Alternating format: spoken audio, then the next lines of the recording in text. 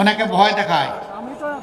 এই 10 দল যদি ক্ষমতায় যায়, বিশেষ করে জামাতে ইসলাম, উপায় নাই রে, সব তালা মেরে দিবে ঘরে ঘরে। বোনদেরকে বের হতে দেবে না, মাদেরকে বের হতে দিবে না, লেখাপড়া করতে দিবে না, পেশাগত দায়িত্ব পালন করতে দিবে না। এগুলা সব ধোঁকাবাজদের কথা, সব ধোঁকাবাজরা এগুলা কথা বলে। আমরা কি করব জানেন? নবীজি সাল্লাল্লাহু আলাইহি ওয়াসাল্লাম প্রত্যেকটি যুদ্ধে আমাদের মা বোনদেরকে যোদ্ধা হিসাবে সঙ্গে করে নিয়ে গেছে। যুদ্ধের চাইতে কঠিন কোনো কাজ আসমানের নিচে জমিনের উপরে হয় না। সেই কাজে যদি মায়েরা ভূমিকা পালন করতে পারেন, তাহলে সমাজে এমন কোনো কাজ নাই যেখানে তারা দায়িত্ব পালন করতে পারবেন না। বর্তমান সমাজেও তারা কাজ করেন, কিন্তু দুইটা জিনিসের বড়ই অভাব।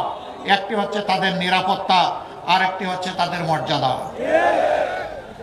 ইনশাআল্লাহ তাআলা আজিম, আমরা যদি এই দেশ পরিচালনার সুযোগ পাই, আমরা মাদেরকে মায়ের মর্যাদায় ঘরে, চলাচলে, কর্মস্থলে, 3 জায়গায় নিরাপত্তা এবং মর্যাদা তাদের শতভাগ নিশ্চিত করা হবে ইনশাআল্লাহ।